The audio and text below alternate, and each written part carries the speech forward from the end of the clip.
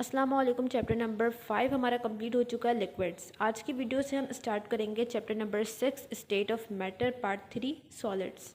आज की वीडियो में हम कवर करेंगे काइनेटिक, मॉलिक्यूलर इंटरप्रिटेशन और सिंपल प्रॉपर्टी। देखो, अगर पहले के दो स्टेट्स अच्छे से समझ आई है ना, लिक्विड्स और गैसेस, तो सॉलिड में भी कोई प्रॉब्लम नहीं होगी, क्योंकि इसमें भी हमने वही तमाम पॉइंट्स डिस्कस करने जो कि हमने लास्ट 2 चैप्टर्स में किए थे।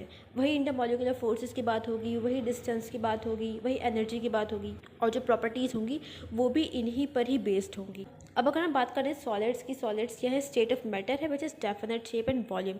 ऐसे स्टेट मैटर की जिसका शेप और वॉल्यूम डेफिनेट हो, ना उसका शेप चेंज होता हो ना उसका वॉल्यूम चेंज हो, ऐसे स्टेट को हम कहते हैं सॉलिड्स। अब काइनेटिक मॉलिक्यूलर थ्योरी क्या कहती है सॉलिड्स के बारे में? तो particles in solid have very little space due to strong intermolecular attractive forces. Solids के अगर हम मॉलिक्यूल्स देखेंगे तो ये बहुत क्लोज होते हैं और उनके दरमियान डिस्टेंस बिल्कुल भी नहीं होता। ऐसा क्यों होता है? क्योंकि उनके दरमियान जो फोर्स ऑफ अट्रैक्शन है मॉलिक्यूल्स के दरमियान वो बहुत ज़्यादा है। इंटरमॉलिक्यूलर फोर्सेस स्ट्रॉन्गेस्ट है किस स्टेट में? सॉलिड्स में।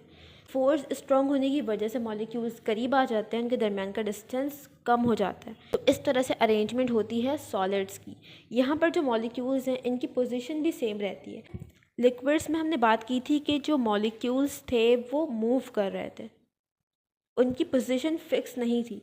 बट सॉलिड्स में क्या है, मॉलिक्यूल्स की पोजीशन फिक्स है। यहाँ पर मॉलिक्यूल्स की मूवमेंट नहीं होगी। यहाँ पर क्या होगा, यहाँ पर जो मॉलिक्यूल्स हैं वो सिर्फ वाइब्रेट करते हैं, अपने मेन पोजीशन पर रहकर वो सिर्फ वाइब्रेट कर सकते हैं, टू एंड फ्रो मूवमेंट हो सकती है। यही वजह है कि सॉलिड्स में जो मॉलिक्यूल्स हैं उनके पास काइनेटिक एनर्जी नहीं होती, क्योंकि काइनेटिक एनर्जी उन ऑब्जेक्ट्स में होती है जो मूव कर रहे होते हैं।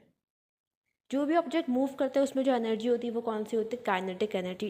क्योंकि सॉलिड्स के मॉलिक्यूल्स में मूवमेंट नहीं है, यही वजह है कि सॉलिड के मॉलिक्यूल्स के पास काइनेटिक एनर्जी नहीं है। यहाँ पर क्या करते हैं मॉलिक्यूल्स? वाइब्रेट करते हैं, जिसकी वजह से सॉलिड्स के मॉलिक्यूल्स के पास कौन सी एनर्जी है?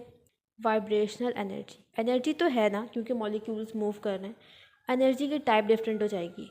इसके अलावा अगर हम टेम्परेचर को देखें कि अगर हम सॉलिड का, ये सॉलिड स्टेट के मॉलिक्यूल्स हैं, हम इसका टेम्परेचर इंक्रीज़ करें, टेम्परेचर हम इंक्रीज़ करते जाएंगे और मॉलिक्यूल्स के पास जो वाइब्रेशनल एनर्जी है वो भी क्या होती जाएगी? इंक्रीज़ होती जाएगी। ठीक है, और एक वक्त ऐसा आएगा कि ये जो वाइब्रेशनल एनर्जी है ये बहुत ज़्यादा हो जाएगी मॉलिक्यूल्स की, इतनी ज़्यादा हो जाएगी कि ये ओवरकम कर जाएगी जो मॉलिक्यूल्स के दरमियान फोर्सेस हैं, उन फोर्सेस को ओवरकम कर जाएगी ये वाइब्रेशनल एनर्जी, क्योंकि हम टेम्परेचर इंक्रीज़ कर रहे हैं। और उसके बाद क्या होगा, फिर ये मॉलिक्यूल्स के दरमियान डिस्टेंस इंक्रीज़ होना स्टार्ट होगा, फोर्स वीक होना शुरू हो जाएगी। डिस्टेंस कम हो रहा है, फोर्स वीक हो रही है, सॉरी डिस्टेंस ज़्यादा हो रहा है, फोर्स वीक हो रही है। और फिर एक ख़ास टेम्परेचर के बाद, ये सॉलिड स्टेट कन्वर्ट हो जाएगा लिक्विड स्टेट में। और ये ख़ास टेम्परेचर कौन सा है? ये मेल्टिंग पॉइंट है सॉलिड का। वो टेम्परेचर जिस पर सॉलिड मेल्ट होता है, वो टेम्परेचर जिस पर सॉलिड स्टेट लिक्विड में कन्वर्ट होना शुरू हो जाता है। अगर हम टेम्परेचर इंक्रीज़ करेंगे सॉलिड का तो एक ख़ास पॉइंट के बाद वो किस में चेंज हो जाएगा? वो लिक्विड स्टेट में कन्वर्ट हो जाएगा। नाउ हम बात करें कुछ सिंपल प्रॉपर्टीज़ ऑफ सॉलिड्स, जिसमें से फर्स्ट हमारे पास है kinetic energy and molecular motion. अभी हमने जैसे बात की कि क्योंकि सॉलिड्स में मॉलिक्यूल्स मूव नहीं कर रहे होते, ठीक है, उनमें जो मोशन है वो रिस्ट्रिक्टेड होता है, वो बहुत कम होता है as compared two liquids and gases. यहाँ पर मॉलिक्यूल्स फ्रीली मूवमेंट नहीं कर सकते। यहाँ पर मॉलिक्यूल्स में क्या होता है? सिर्फ वाइब्रेशन होती है,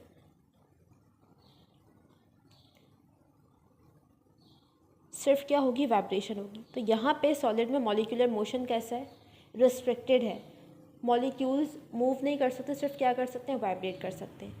सेकंड पॉइंट ये है कि क्योंकि मॉलिक्यूल्स मूव नहीं कर सकते तो उनके पास काइनेटिक एनर्जी नहीं है। काइनेटिक एनर्जी होती है मूविंग ऑब्जेक्ट्स में। मॉलिक्यूल्स क्या कर रहे हैं? वाइब्रेट कर रहे हैं। तो इसी वजह से इन मॉलिक्यूल्स के पास क्या है? वाइब्रेशनल एनर्जी है।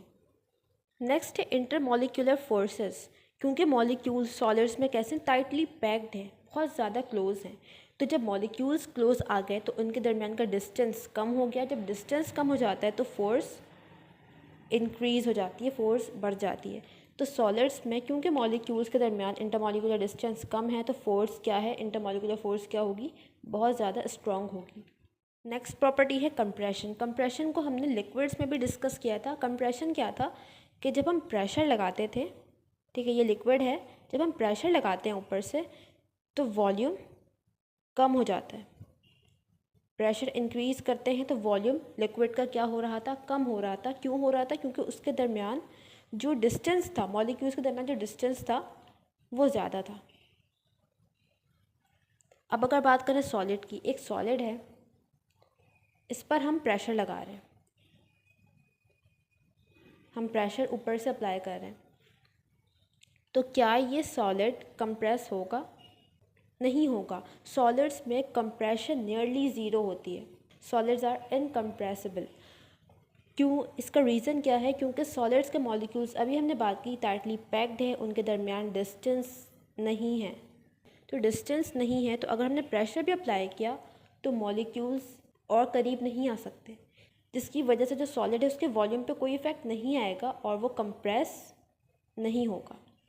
नाउ नेक्स्ट है डिफ्यूजन। डिफ्यूजन क्या है, मॉलिक्यूल्स की movement from high concentration to low concentration. अब सॉलिड्स में अगर हम बात करें कि सॉलिड डिफ्यूज़ होता है या नहीं होता, तो सॉलिड्स के मॉलिक्यूल्स की अरेंजमेंट कैसी है, बहुत क्लोज है, और इनके दरमियान जो फोर्स है, इंटरमॉलिक्यूलर फोर्स, वो भी क्या है, स्ट्रॉन्ग है, फोर्स ज़्यादा है, डिस्टेंस कम है, जिसकी वजह से सॉलिड्स में डिफ्यूजन बहुत ज़्यादा स्लो होती है as compared two liquids and gases. इसके बाद है एक्सपेंशन। एक्सपेंड मतलब वॉल्यूम का इंक्रीज़ हो जाना ऑन हीटिंग। तो हमने बात की कि लिक्विड्स और गैसेस में तो एक्सपेंशन होती है। अब सॉलिड्स में क्या होता है, सॉलिड है, इसको अगर हम हीट कर रहे हैं, हम इसे हीट कर रहे हैं, तो हीट की वजह से क्या होता है, मॉलिक्यूल्स की एनर्जी इंक्रीज़ हो जाती है। यहाँ पर जो मॉलिक्यूल्स की एनर्जी है ये क्या हो जाएगी, इंक्रीज़ हो जाएगी। मॉलिक्यूल्स की एनर्जी इंक्रीज़ होगी, मॉलिक्यूल्स के दरमियान का डिस्टेंस बढ़ना शुरू हो जाएगा, मॉलिक्यूल्स दूर जाएंगे और उनके दरमियान जो फोर्स है वो कम होनी शुरू हो जाएगी, जिसकी वजह से पहले ये वॉल्यूम था, अब हमने हीट किया तो क्या हुआ, मॉलिक्यूल्स के दरमियान जो डिस्टेंस था वो इंक्रीज़ होना शुरू हो गया और अब सैम्पल का वॉल्यूम इंक्रीज़ हो गया। इट मीन्स जो सॉलिड है वो एक्सपेंड हुआ है। तो सॉलिड में एक्सपेंशन होती है बट कम होती है अगर हम इसको कंपेयर करें लिक्विड्स और गैसेस से। लिक्विड्स और गैसेस में बहुत ज़्यादा होती है एक्सपेंशन, क्योंकि वहाँ पर जो इंटरमॉलिक्यूलर फोर्सेस हैं वो कैसी होती हैं, वीक होती है इन कंपैरिजन टू सॉलिड्स। जबकि सॉलिड में मॉलिक्यूल्स दूर तो गए बट अभी भी फोर्स जो है वो बहुत ज़्यादा स्ट्रॉन्ग है, तो बहुत ज़्यादा दूर नहीं जाएंगे मॉलिक्यूल्स, तो बहुत ज़्यादा एक्सपेंशन भी नहीं होगी। नेक्स्ट है मेल्टिंग। मेल्टिंग क्या होता है, सॉलिड का लिक्विड में कन्वर्ट हो जाना एट मेल्टिंग पॉइंट। सॉलिड्स को अगर हम हीट करते हैं तो सॉलिड लिक्विड स्टेट में चेंज हो जाता है, ठीक है, इसे हम क्या कहते हैं, मेल्टिंग। अब अगर इस पॉइंट को हम काइनेटिक मॉलिक्यूलर थ्योरी के ज़रिए समझें तो ये सॉलिड है, हम इसको हीट कर रहे हैं, जब हम इसे हीट कर रहे हैं तो इसकी एनर्जी इंक्रीज़ हो रही है, मॉलिक्यूल्स की एनर्जी इंक्रीज़ हो रही है और इसका टेम्परेचर भी इंक्रीज़ होता जा रहा है। और एक ख़ास टेम्परेचर पे क्या होगा, इन मॉलिक्यूल्स की एनर्जी इतनी ज़्यादा इंक्रीज़ हो जाएगी कि ये एनर्जी ओवरकम कर जाएगी इनके दरमियान जो बॉन्डिंग्स हैं। ये एनर्जी इतनी ज़्यादा हो जाएगी कि मॉलिक्यूल्स के दरमियान जो इंटरमॉलिक्यूलर डिस्टेंस है वो बहुत ज़्यादा हो जाएगा और फोर्स बहुत वीक हो जाएगी। जब डिस्टेंस बहुत ज़्यादा इंक्रीज़ हो गया, फोर्स वीक हो गई, तो कौन सी स्टेट बन गई मैटर की, लिक्विड। तो इट मीन्स जो सॉलिड था वो अब किस में कन्वर्ट हो गया, वो लिक्विड में कन्वर्ट हो गया। और ये काम होता है एक ख़ास टेम्परेचर पे, और इस टेम्परेचर को हम क्या कहते हैं, उस लिक्विड का मेल्टिंग पॉइंट। मेल्टिंग पॉइंट वो टेम्परेचर है जिस पर सॉलिड लिक्विड में चेंज होना शुरू हो जाए। नेक्स्ट प्रॉपर्टी है सब्लिमेशन। सब्लिमेशन क्या होता है, सॉलिड स्टेट का डायरेक्टली गैस में कन्वर्ट हो जाना without passing through liquid phase. Solid directly किस में कन्वर्ट हो रहा है, गैस में। इस प्रोसेस को हम क्या कहते हैं, सब्लिमेशन।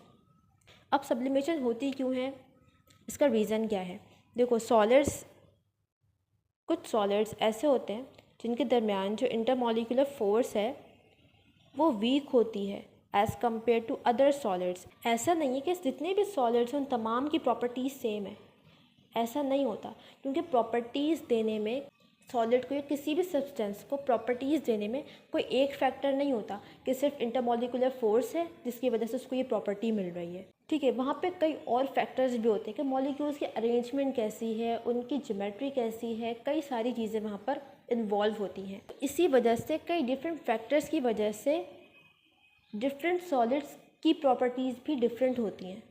तो यहाँ पर जो हम सॉलिड्स की बात कर रहे हैं, ये ऐसे सॉलिड्स हैं जिनमें इंटरमॉलिक्यूलर फोर्सेस वीक हैं as compared to other solids.